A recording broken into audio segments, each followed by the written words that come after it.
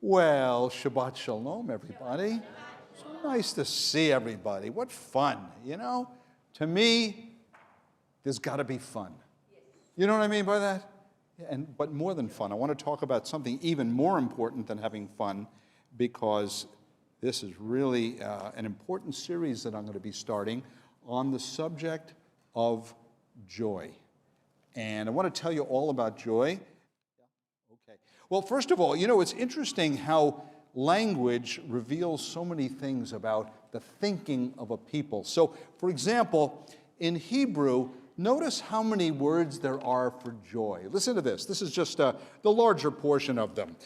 There's ditzah, and there's gilah, and there is gil, and there's sason, and it's chedva, and here's one you know, simcha. You've heard that one before. That's a common one, right?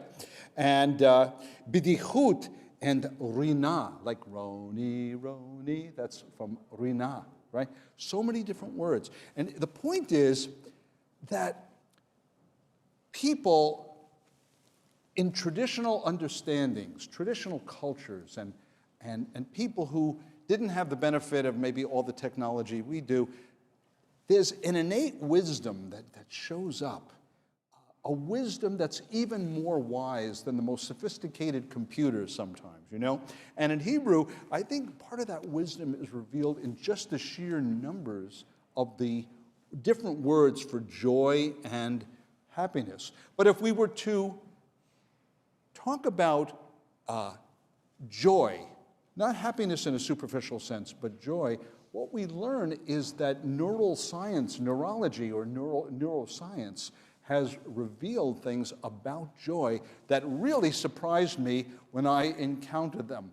I've been reading a guy with a PhD in brain science and neurology and how it fits together. So, you know, first of all, we tend to think of the brain as two hemispheres, and that's true, but they're not independent. There are all kinds of connecting points between them. But by and large, the right hemisphere, and that's the hemisphere of the brain that first receives sense impressions, they are at the back of the brain, they move through the right hemisphere, cross over somewhere between behind the eyes, and then go over to the left brain and then back.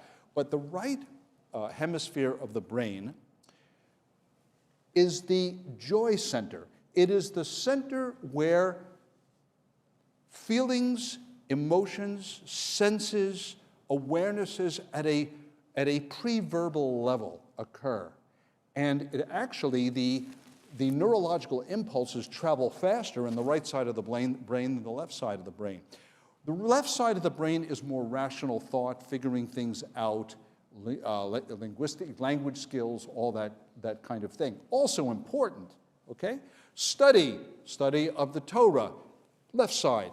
But the right side is where the deepest visceral reactions, the feeling reactions to the world around you happen, and they happen really fast. And they're subverbal. They're not in the realm of, oh, I think I will be happy now. It's not that kind of thing. So it's a very, very interesting thing. The right brain is faster, and joy has its origin in the right side of the brain. That is the source. And interestingly enough, what we discover at a neurological level, and as we look back at traditional cultures and we look at the Jewish experience, that joy is the fuel. It is the source of fuel for making it through even the greatest challenges of life. And this is the key insight. Joy is not extra. Joy is essential to navigating all that comes in the human experience, both the positive and the negative. So the question, though, is what is joy? I mean, how is it different than being happy? Let me talk about that a little bit. Joy is deeper than happiness. In this sense, we can experience great joy in the midst of great sorrow. Now, can you resonate with that at all? Is it possible to experience joy even during the most difficult moments? And the answer is yes. Happiness in the sense of a more superficial, just kind of positive vibe that we have to good things that occur, that's a little different. Joy is deep. And it even has with it, if you can get in touch with this, a visceral, a bodily feeling that comes along with it. And I want to experiment with this with you, if you'll indulge me for a minute. I'd like you, and you can close your eyes or not, I would like you to think of a really joyful moment in your life. You may have to look back a few years, whatever. I want you to think about it. See it in your mind's eye. Allow yourself to feel it. Experience the sensations associated with it, the sounds, the location, if it's indoors, the furnishings, the people or person that you were with. I'd like you to just think about it and feel it for a moment.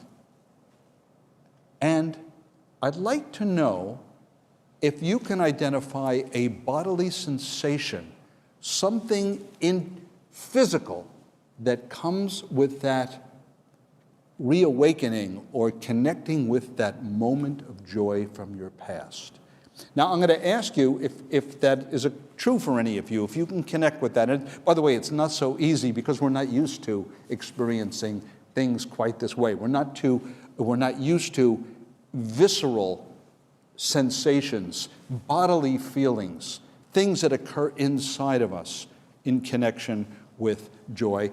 But I've thought about it this week a lot, and I'll tell you about a joyful experience. And there's been a bunch, but one happened in our family, for me certainly, about 2 weeks ago. So what was it? We were celebrating Ari's birthday, and so we went to our favorite breakfast joint, all 18 of us. It was the whole gang, right? All the kids, all the grandchildren, Sue and me. And we had breakfast, and then we walked about a block to a big playground and a big field and a basketball court. So the little teeny kids were with Sue and maybe one or two of the wives, and the rest of us played, Dan, what was the name of the game? Knockout. You ever play Knockout? Dan will give a talk about this one day, about Knockout, okay? Knockout, well, I won't tell you the rules of the game. It was so much fun. We had the adults and we had the little kids, and they even let Grandpa win once. I think I did win. I think that they kind of purposely missed a shot or two, so I could win. I want to tell you, it was a truly transcendent, for me, I'm just speaking for me, transcendent, joyful moment to experiencing the whole gang playing Knockout together. And the feeling that I had, this is the way I can identify it, was a kind of expansiveness, like up here in my chest getting wider. That was the feeling I had. Now, I want to talk about joy in the Jewish experience. And there's a very interesting thing and dynamic in Jewish history in the 17th and 18th centuries in Europe, Belarus, Poland, Ukraine at that time too. And that was the time of the rise of Hasidism, Hasidic Jews, right? Now, it's interesting to think of the Hasidim. We think of the Baal Shem Tov, we think of the Hasidim, we think of joy, right? The Hasidic Jews, they elevated joy in their experience and felt that joy was critical to walking with God. Not just superficial happiness, but joy at a deep level. Think of a Hasidic wedding, if you've seen the movies or maybe you've had personal experience. And what happens at a Hasidic wedding? They're dancing like it's joy, cultivating, allowing joy to flow. Critically important. Now, that was a right brain experience. That's right brain. That's where joy comes from. Now, there were people who reacted against the Hasidim at the time, the Mitchagim, excuse me, and they were, that word means adversaries, and they very much opposed the Hasidic movement. And it was a real fight, don't kid yourself. Don't think of the European Jewish community as just, unified together against anti-Semites and everyone in the community just loves each other. Not at all. No love was lost. The Mitchagim were the adversaries who despised the Hasidic movement. Why? Well, actually, for some legitimate reasons. The Hasidic movement tended to rely very heavily on what's called Lurianic Kabbalah, which was a kind of reinterpretation of Kabbalah, which tended toward pantheism in some circles. Now, meaning that there was such an identification of the created order with God that it could slip into a kind of pantheism where everything is God. And the Mitchagim, they saw this as a tremendous threat to the fundamental concepts of Judaism, and we would agree. But, okay, so there may have been some things that they got wrong, but they got the joy side right. And the opponents were very left brain. In other words, study and objective truth and argument, and all these things are the quintessence of religious experience. And you can see echoes of this in different Jewish communities today. So again, this highly rationalistic spirit. Now, were they completely wrong? No, obviously. Study and reflection and the mental processes are critically important in Judaism and Christianity, in biblical faith generally. God made the mind. But what the Hasidim understood was the very centrality of joy in the experience of God. And we believe, I believe, and I'm sure many of you will agree, they were right. You see, joy is critical. And joy, by the way, is not just personal. Dave made reference to this obliquely in his commentary on the Torah portion, where we understand that the Jewish experience of kiddushim, of holiness, is not just an individual thing, but it's a corporate thing. And that's why I think what epitomizes Hasidic joy is not some one guy jumping down for joy, but it's a whole group of guys, arm in arm, dancing with one another. It's a group reality. Now, these things will become important because in my series on joy, I'll touch on some of these other dimensions more. But I'll just read you one scholarly quote just to back up, what I'm saying. Quote, among the traits particularly associated with Hasidism in common understanding, which are in fact widespread, is the importance of joy and happiness at worship and religious life. That was the Hasidic, thank you, that was the Hasidic impulse. Now, we need to move on to experiencing joy in the presence of God. And that brings up another Hebrew word, and I'm going to say it, and we have a number of good Hebrew students here. What does the word panim mean? Face. Face. Panim. It's plural, but it means face. It means face. And what we have here is the awareness of God's face is absolutely a critical left or right brain phenomenon. The awareness of God's face at a deep, visceral joy level. I want to talk about that. What does God's face say to us? When you boil it down to its bare, essential connection with joy, it's as if God is saying, I am happy to be with you. That is the essence of experiencing God's face.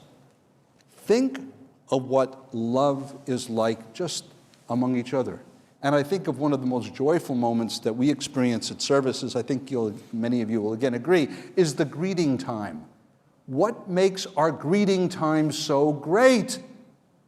It's walking up to someone and seeing their face and your face being seen, the eyes and the smile. And what neurology teaches us is that the eyes are the critical thing. You've heard the phrase, the eyes are the window of the soul. It's seeing someone's welcoming happy, delighted expression expressed through eyes and also smile that says, I'm so glad you're here. And that is the part of the essence of joy as understood by the Hasidim and which we understand ourselves. It is God saying, by virtue of seeing his face, I am happy to be with you. Now, our joy, let's talk about our joy as we think about God's face reflected in the face of his greatest representative, the Mashiach, Yeshua, a piece of himself brought into this world by the incarnation and who grew up among us. And eventually we get to see his face, and I believe we can put that up right here. This goes back to the two sermons I just preached recently about the Shroud of Turin, and we're not going to talk about evidences for the Shroud. I hope you're convinced, as I am, this is no Middle-Age forgery. That's Yeshua. And there's no way, when you look at all the scientific data and other data, to conclude anything else. So that is Yeshua, and we see the face.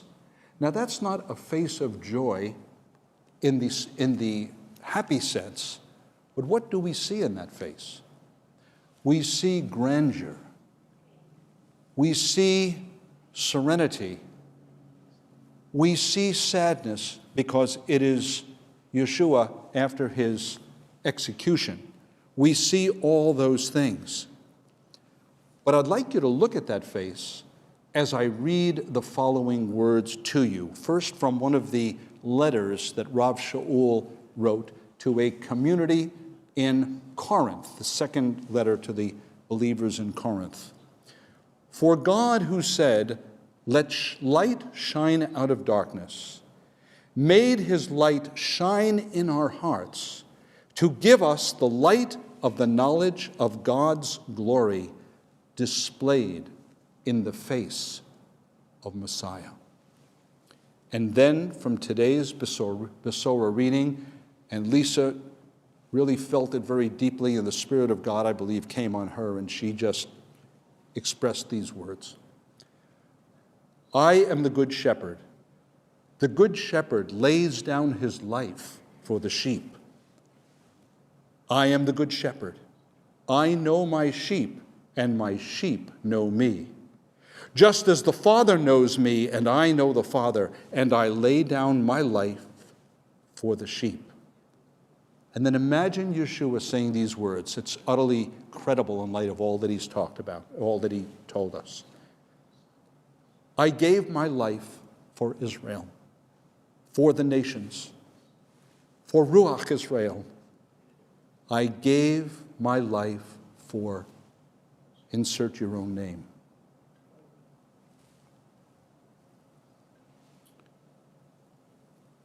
Now, as I've read these things, does any joy arise in your own hearts? Is there anything joyful in experiencing the reality of the God of Israel who manifests himself through the Messiah, who is willing to give himself to make kippurah, atonement, for all of our misdeeds and selfishness and self-preoccupation? I tell you truthfully, if you let yourself, you can experience joy in the midst of even viewing his sorrow. We can have joy, and we need joy. So, I'm going to quote that brain scientist again that I mentioned earlier. Our brains run on joy the way our cars run on gas. Joy begins when we see the face of God. Now, these are times that we need joy. And I want to encourage you not to settle for anything less than joy. And in the weeks ahead, we're going to talk more about how to become more joyful people. Again, joy is deeper than just happiness in the sense of good things that come your way. Joy is deep. And joy is the thing that'll help us navigate life successfully for ourselves and for the others that we love as we cultivate it and as it is rooted in the God who really cares and who really loves us and has loved us and will love us as we seek his face. See the resurrected one smiling, not the crucified one. Now change the image. See Yeshua as you imagine him, smiling, his eyes twinkling as you stand before him. See that. That's the idea. And next time we'll talk about experiencing joy together. Meanwhile, let me say this.